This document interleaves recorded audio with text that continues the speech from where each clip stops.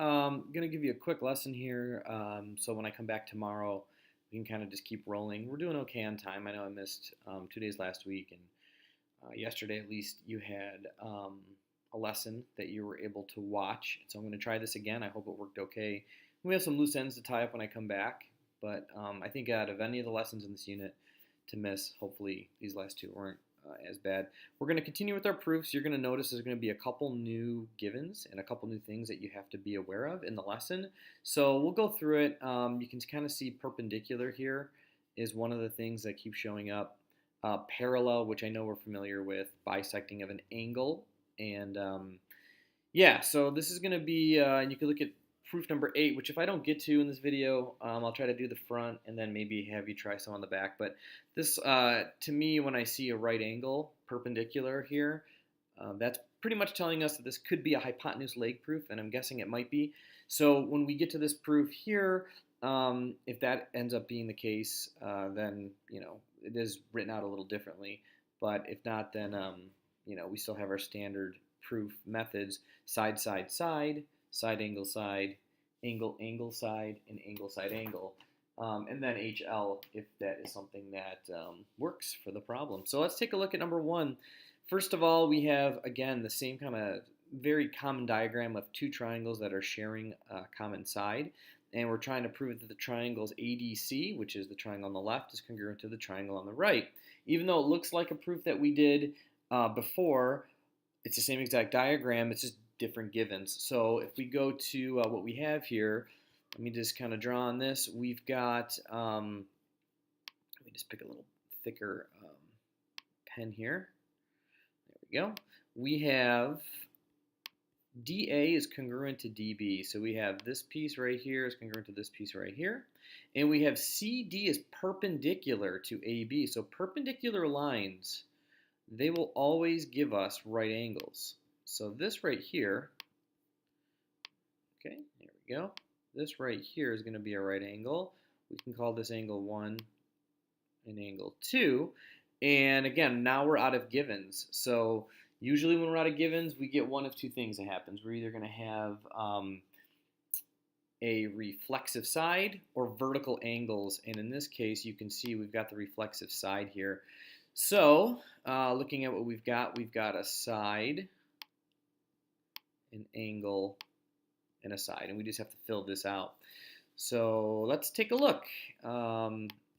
First of all, we've got our given for DA is congruent to DB.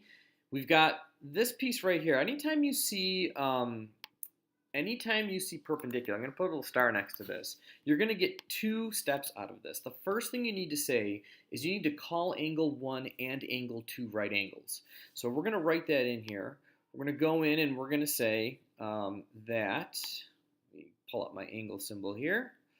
We're going to say angle 1, put the 1 in, and angle 2.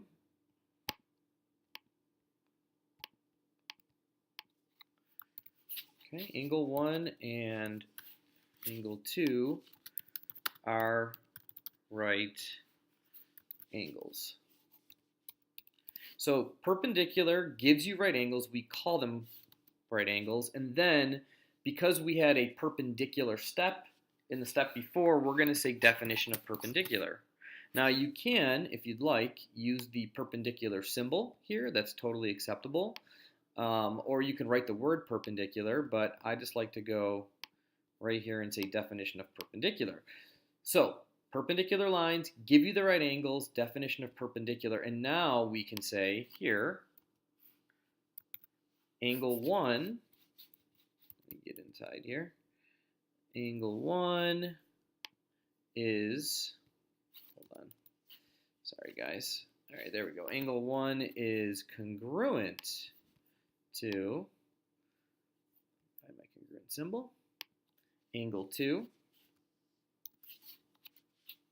change that to a 2 in there. And the reason for this, all right angles are congruent. And again, if you want to use the symbol for congruence, you can. You can also write the word congruent. I just like to do this. So we have angle 1 is congruent to angle 2, which came from the previous step that we called them right angles, which came from the previous step that they were perpendicular lines. These steps right here will always follow the perpendicular when we are doing a proof that is side angle side or something like that. If we're doing hypotenuse leg, it's a little different, but if we get to that, we'll talk about it. So now that we have angle 1 congruent to angle 2, the only thing we needed was that reflexive piece, which I'll type in right now, that CD is congruent to itself. CD is congruent to CD. This is called reflexive property or reflexive. Sometimes, you could put the word property after it, but it's the reflexive property. And then the triangles are congruent by the method that we see here, which is side, angle, and side. So we'd say side, angle, side is congruent to side, angle, side. All right, so these are the steps we added in here. Steps 3, 4, 5, and then the reason for 6. Okay, so explain why these triangles are congruent using rigid motions. We would say, it says use the properties of rigid motion to explain why the triangles are congruent. We would say the transformation is a reflection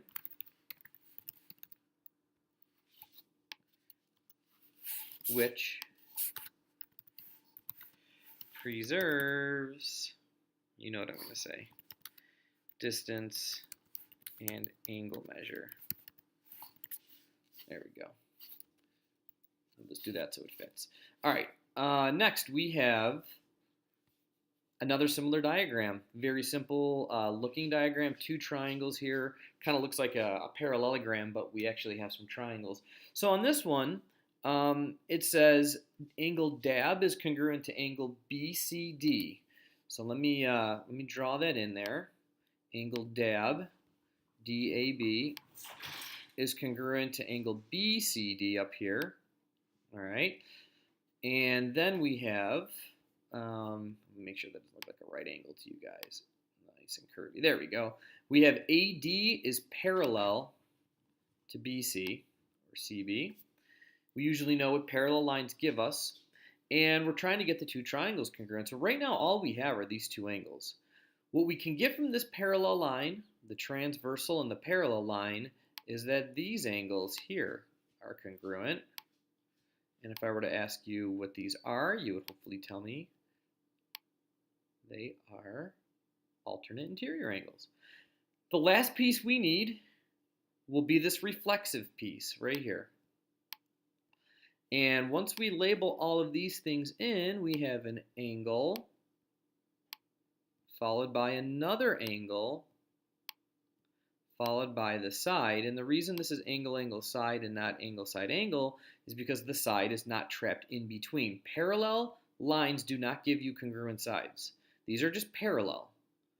So this gave us the angles. That's why we have an angle followed by an angle followed by a side. So now we just need to write it up. So we have our DAB is congruent to BCD that's already given. These parallel lines are going to give us that angle 1 is congruent to angle 2. And in this case, the reason why angle 1 is congruent to angle 2 is alternate interior angle theorem. Okay. In step 4, we have, of course, our reflexive piece, which is BD is congruent to BD. And that's a reflexive property.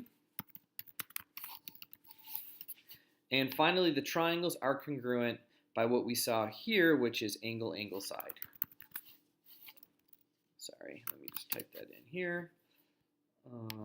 Angle, angle, side is congruent to angle, angle, side. All right. A little bit easier than the last one. Didn't involve that perpendicular step. Notice when you have perpendicular, you kind of get an extra step in here, 6 steps. Describe a single rigid motion. Remember, if you have a parallelogram and you fold this over, it will not work. So this is going to be a rotation. We would have to rotate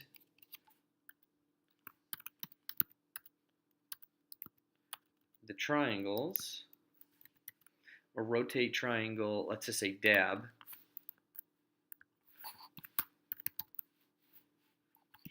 180 degrees. Now, when you rotate 180 degrees, you do need a center point. And this one here is a little tough because there's the center of the rotation would actually be right here in the middle of the shape, and it would rotate around there. But this would be a rotation that would map triangle DAB over to DCD, 180 degrees. All right, let's go to the next one.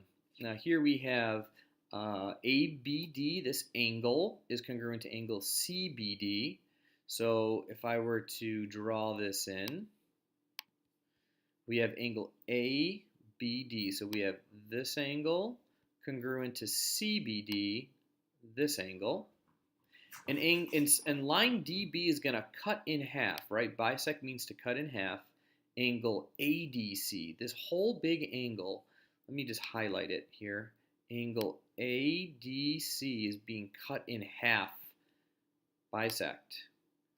And a bisected angle would mean that this angle here and this angle down here are congruent. Now I'm putting 1s and 2s in just for the ease of writing the proofs, but you certainly can call it angle ADB and CDB if you'd like. So that's going to be a definition of a bisector, angle bisector. And then think about it. What is that last piece that we need? We're out of givens. And when we're out of givens, we go to a vertical angle or a reflexive side. That's really kind of all we know so far. Hopefully you're starting to see this reflexive side pop out. We've got DB is congruent to itself. This is an angle, this is a side, and this is an angle. So we have an angle side angle proof. If you'd like to try to write this proof up on your own, the video can be paused, and then you can try it out, and then put the video back on and see if you did it right. So why don't you pause it now and then give it a shot. Okay, so let's finish writing this up. So we've got the bisecting from step 2. That gave us angle 1 is congruent to angle 2. I think that's what I still have here. There we go. And this would be definition of an angle bisector. And you could use the symbol for angle. I'm just trying to type it up quicker. Definition of an angle bisector. Angle 1 is congruent to angle 2. Then we had DB is congruent to itself. So DB congruent to DB. This is reflexive property. And the triangles are congruent by a method called angle side angle. Angle side angle, congruent to angle side angle. All right, so I'm not sure what your thoughts are. However, I do think that you're seeing some repetitive stuff. We've just added in perpendicular and we've added in parallel. And this next proof, I'll do this one with you and then I'll stop the video and then I'll make another one for the back page. And maybe I'll get it done in time because I know you have class coming up in a little bit. It's 11 o'clock in the morning here as I'm making you a video. So if I don't get the second video to you, then you can simply,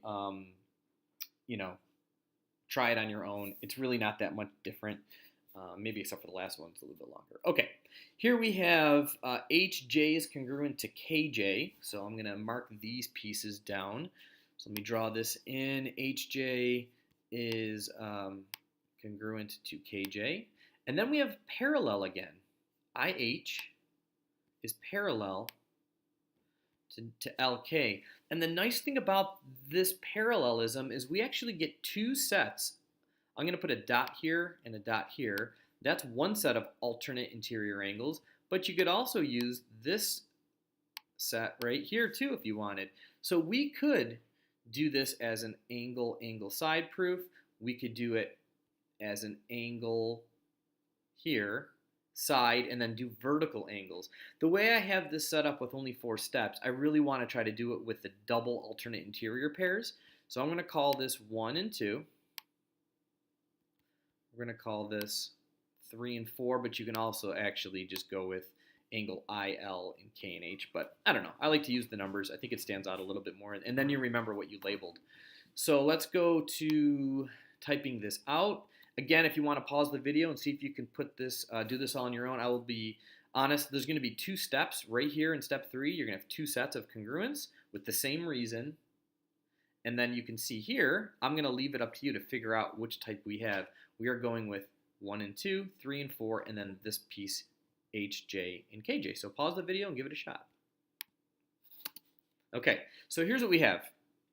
we've got the parallel lines giving us angle 1 is congruent to angle 2, but we also have angle 3 is congruent to angle 4. And these two pieces both come from the parallel lines, and they're both the alternate interior angle theorem. This gives us, let's see if you figured it out, we've got an angle, and a side. This is angle, angle, side, not this. Don't count this toward your side piece. If this piece was labeled congruent to this piece, it would be angle, side, angle. But since it's not, we're using this side over here. This is angle, angle, side. So the proof will end up as angle, angle, side is congruent to angle, angle, side. All right, try the back ones out. If I don't get a chance to get you a video, then try it out and I can go over them with you tomorrow. We are doing pretty good on time. Even though I've missed these days, I think we're going to be okay. And if you're getting this, that's even better because then I don't have to come back and kind of reteach any of it. So this video is on YouTube. I could always send you, the link when I get back or show it to you. And you guys can always go on and rewatch these and try them out and see if they make sense. All right, good luck with these guys. I'm going to try another video. If I don't get to it, then hey, go ahead and just give it a shot, and we'll see you tomorrow.